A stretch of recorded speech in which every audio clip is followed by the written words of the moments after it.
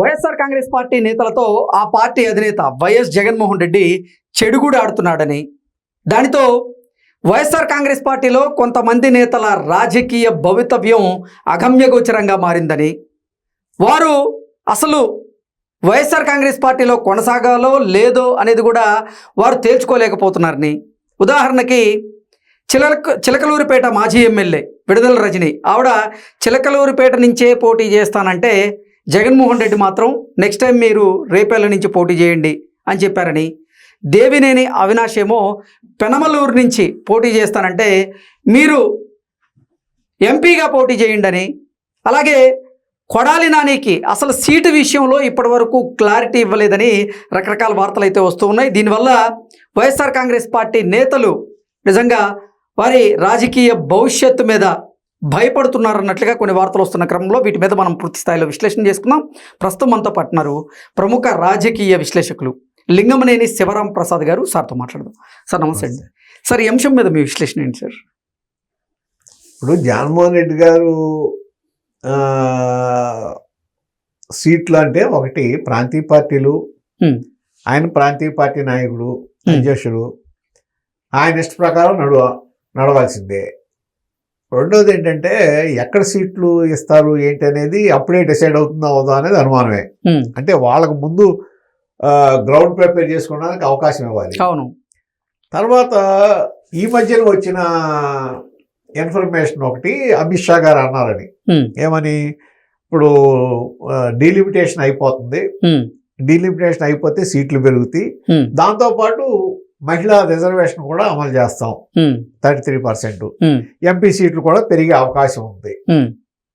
అంటే ఇప్పుడు దాని ప్రకారం చేయాలా దీని ప్రకారం చేయాలా అని ఒక కన్ఫ్యూజన్ కూడా అన్ని పార్టీల్లో ఉంది. ఓకే.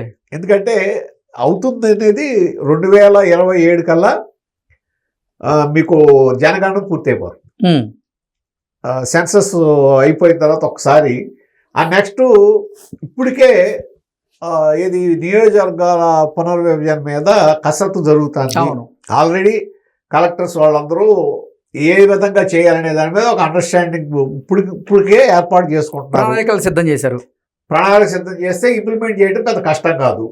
అంటే అది ఇదివరకట్లాగా ఇప్పుడు ఈ జనగణన అనేది ఇదివరకట్లాగా అంత కష్టం కాదు. ఎందుకంటే మొత్తం ఇవాళ డిజిటలైజ్ అయిపోయింది కాబట్టి తొందరగా అయిపోతుంది అనేది ఒకటి. సరే, అది ఒక పక్కన పెట్టండి. అది అన్ని పార్టీల్లోనూ ఆ కన్ఫ్యూజన్ ఉంది. సీట్లు పెరుగుతాయి అనేది ఒకటి, కోటాలు పెరుగుతాయి అనేది, మహిళా రిజర్వేషన్ కూడా వస్తుంది అనేది ఒకటి. ఇవన్నీ ఒక దీంట్లో ఉన్నాయి.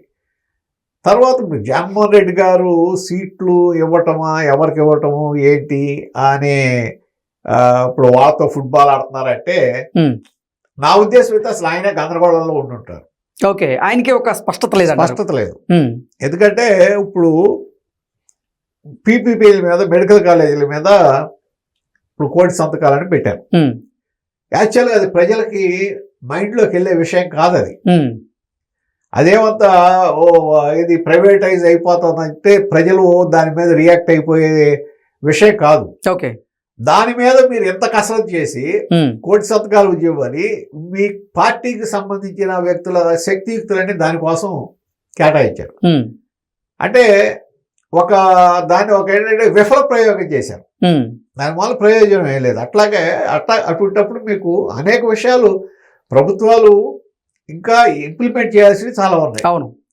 వాటి మీద పోరాటం చేయొచ్చు, వాటి మీద డిమాండ్ చేయొచ్చు. అట్లాగే అసెంబ్లీకి వెళ్ళి అసెంబ్లీలో కూడా మీరు పోరాటం చేయొచ్చు.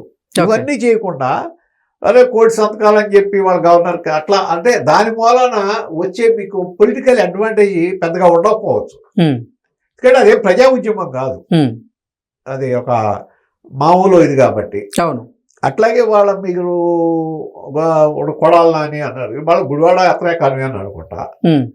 అలాగే విజయవాడ ఈస్ట్ కూడా దేవినేని అవినాషే కన్వీనర్. అంటే ఆ దేవినేని అవినాష్ ఏమో పెనమలూరు అసెంబ్లీ నియోజకవర్గం నుంచి పోటీ చేస్తానని ఆయన కోరుకుంటూ ఉంటే, జగన్మోహన్ రెడ్డి మాత్రం లేదు మీరు ఎంపీగా పోటీ చేయాల్సిందే అంటూ ఆదేశాలు ఇచ్చినట్లుగా, అలాగే విడుదల రజనీకి కూడా మీరు చిలకలూరుపేట నుంచి కాదు రేపల్లి నుంచి పోటీ చేయాలని తేల్చి చెప్పినట్లుగా, మరికొంతమందికి అసలు మీరు పార్టీలో ఉండదలుచుకుంటే యాక్టివ్గా ఉండండి లేదంటే వెళ్ళిపోండి అని చెప్పినట్లుగా, ఇంకొంతమందికి ఏమో అసలు సీట్ల విషయంలో ఒక స్పష్టత ఇవ్వనట్లుగా రకరకాల వార్తలు వస్తున్నాయి. ఒకటి, జగన్మోహన్ రెడ్డి ఆయన నష్టపోయింది పూర్తిగా ఎవడ మూలనంటే ఈ నోటి దురద ఉన్న నాయకుల మూలన. ఓకే, ఇప్పుడు వల్లభనేని వంశీని తీసుకోండి, అసెంబ్లీలో ఏం మాట్లాడాడు భువనేశ్వర్ గారి గురించి.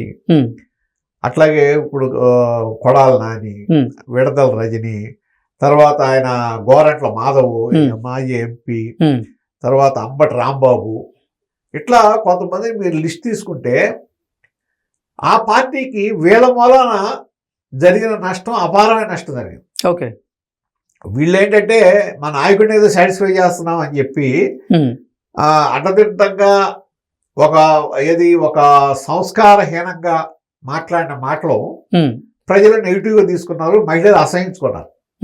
దాని ప్రభావం కూడా మన ఎలక్షన్లో ఉంది. ఒకవేళ అది అర్థం చేసుకుని జగన్మోహన్ రెడ్డి గారు వాళ్ళకి దూరం చేస్తున్నాడా అంటే, ఒకవేళ ఆ విధంగా చేస్తే అది ఒక మంచి విషయమే. కాకపోతే ఇవాళ కూడా మాట్లాడేవాళ్ళు అదే విధంగా మాట్లాడుతున్నారు. అంటే మార్పు రావాలి, వాళ్ళ సోషల్ మీడియాలో మార్పు రావాలి. సోషల్ మీడియాలో కూడా ఇదివరకు మాట్లాడినట్టు ఇదివరకు ఎట్లా పడితే అట్లా మాట్లాడటం, మహిళల్ని కించపరచటం, ట్రోల్ చేయటం, ఇవి మానేయాలి. ఎప్పుడు విమర్శ అనేది ఎప్పుడు ఆహ్వానించదగిందే. ఏది మీరు ప్రభుత్వం ఏదన్నా పని చేస్తే అది తప్పు అనుకుంటే దాన్ని విమర్శించే హక్కు ప్రతిపక్షానికి ఉంటుంది, సద్విమర్శ చేయాలి. అంతేగాని తప్పుడు ప్రచారం చేసి మార్ఫింగ్ ఫోటోలు పెట్టి ఇవాళ కూడా మాట్లాడుతున్నారు.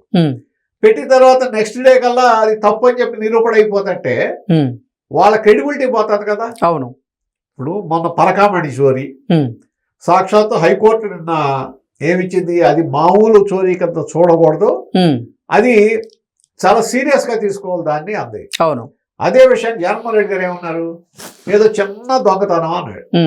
చాలా చిన్న దొంగతనం. ఆ చిన్న దొంగతనానికే మేము 14 కోట్ల రూపాయలు ఆయన ఆస్తులు బదిలీ చేయించాము.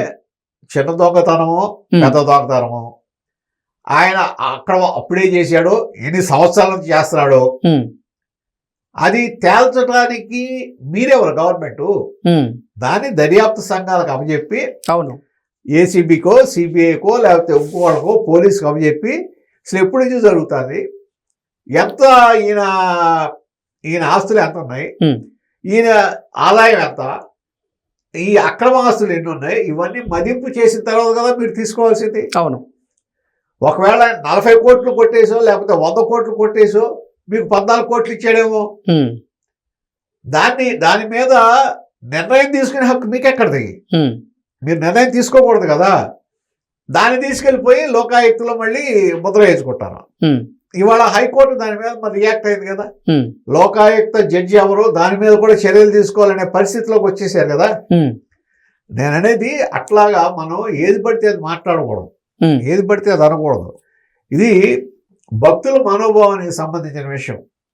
మీరు పీపీపీలు అని చెప్పి లేకపోతే ఇంకోటో ఇప్పుడు వీటి మీద ఎలా పోరాటం చేస్తున్నారో అట్లా ప్రభుత్వం ఏదైనా తప్పు చేస్తే పోరాటం చేయండి, రైతు సమస్యలు ఏమైనా పోరాటం చేయండి, ప్రజలకు ఏమైనా పెన్షన్లు అందకపోతే అడగండి, లేకపోతే కొత్త పెన్షన్లు ఇవ్వకపోతే అడగండి, విద్యార్థులకి ఏమన్నా సహాయం అందకపోతే అడగండి. ఇది కాదా మీరు చేయాల్సింది. అవును, అవి చేయకుండా ఈ పరకామణి గురించి వీటి గురించి మీకు సంబంధం లేని విషయాలు. అసలు పరకామణి దర్యాప్తు అనేది సుప్రీంకోర్టు డైరెక్షన్లో జరుగుతుంది. అవును, సుప్రీంకోర్టు ఆర్డర్తో అక్కడ సిబిఐ అధికారులు చేస్తున్నారు మన స్టేట్ గవర్నమెంట్తో కలిపి. అవును, దాని మీద అసలు మీరు కామెంట్ ఎలా చేస్తారు? ఒక మాజీ ముఖ్యమంత్రిగా ఒక ప్రతిపక్ష నాయకుడిగా కామెంట్ ఎలా చేస్తారు? అంటే ఇక్కడ మనం ఎవరో రాసిచ్చింది చదవటం కాకుండా కొంత మన సొంత దీన్ని కూడా ఆలోచించి ఇది మాట్లాడచ్చా మాట్లాడకూడదా అనేది ఒకటి ఉండాలి. అవును, రెండోది నాయకులను కూడా సరైన దారిలో పెట్టుకోవాలి. వాళ్ళు ఏది పడితే అది మాట్లాడితే సమర్థించడం కాకుండా, సరే మొన్న ఏదో వచ్చింది రాజధాని గురించి ఏదో మాట్లాడితే అంబటి రాంబాబు గారిని తీవ్రంగా మందలిచ్చారని, మంచి పరిణామే అది. ఎందుకు జరుగుతున్నాయి ఇటువంటివన్నీ? మీరు గతంలో మెదలకుండా ఉండబట్టి. అంటే జగన్మోహన్ రెడ్డి 2024 ఎన్నికల సమయంలో ఆయన వైఖరి వల్ల, ఆయన ఆలోచనల వల్ల, ఆయన తీసుకున్నటువంటి కొన్ని నిర్ణయాల వల్ల పార్టీ ఘోర పరాజయాన్ని చవిచూసిందంటారు. మరి అంటే వాటిలో జంబ్లింగ్ చేయడం కూడా ఒక మైనస్గా మారింది పార్టీకి అంటారు. మరి ఇప్పుడు కూడా జగన్మోహన్ రెడ్డి అదే నిర్ణయం తీసుకుంటున్నారంటే ఆయనలో మార్పు రాలేదంటారా? జంబ్లింగ్ అనేది అసలు ఇమ్మెటీరియల్ అక్కడ. ఓకే. అక్కడ అసలు మొన్న జరిగిన ఎలక్షన్లో జగన్మోహన్ రెడ్డి గారి విధానానికి వ్యతిరేకంగా పడిన ఓటు అది. అవును. ఆయన విధానానికి, ఆయన పార్టీ నాయకుల పద్ధతికి, వాళ్ళు చేసిన కొన్ని పనులకి వ్యతిరేకంగా మోకమ్మడిగా ప్రజలు చేసిన వ్యతిరేక ఓటు అది. మీరు జంబ్లింగ్ చేసిన అదే పరిస్థితి, చేయకపోయినా అదే పరిస్థితి. కానీ అంటే ఒక నియోజకవర్గానికి అసలు పరిచయం లేని వ్యక్తిని అక్కడ ఎమ్మెల్యేగా పోటీ చేయించడం ఆ పార్టీ తరఫున, ఆ నియోజకవర్గ ప్రజలు కూడా అతన్ని ఓన్ చేసుకోలేకపోవడం, అది పార్టీకి మైనస్ గా. కరెక్టే. మరి కూటమిలో అదే విధంగా వచ్చిన వాళ్ళు గెలిచారుగా. ఓకే. అసలు కూటమిలో మీకు ఎక్కడ ఆ ప్రాంతానికే పరిచయం లేనాళ్ళు, ఆ ప్రాంతానికి సంబంధం లేనాళ్ళు. ఇప్పుడు మీరు సత్యకుమార్ గారిని తీసుకోండి, బీజేపీ ఇప్పుడు ప్రెసిడెంట్ మినిస్టర్ గారు. ఆయన వెళ్ళి ఎక్కడ పోటీ చేశారు? రాయలసీమలో. రాయలసీమతో ఆయనకి ఏం సంబంధం అవుద్ది? మంచి మెజార్టీతో గెలిచారు కదా. అవును. అట్లాగే ఇప్పుడు అనేక చోట్ల మీరు తీసుకుంటే ఉదాహరణలు చాలా ఉన్నాయి. అంటే అది వేరు, ఆ వేవ్ వేరు. ఆ వేవ్లో ఎవరు పెట్టినా గెలుస్తారు. ఈ వ్యతిరేక వేవ్ ఉన్నప్పుడు ఎవరు పెట్టినా ఓడిపోతారు. Okay. Okay sir, thank you so much.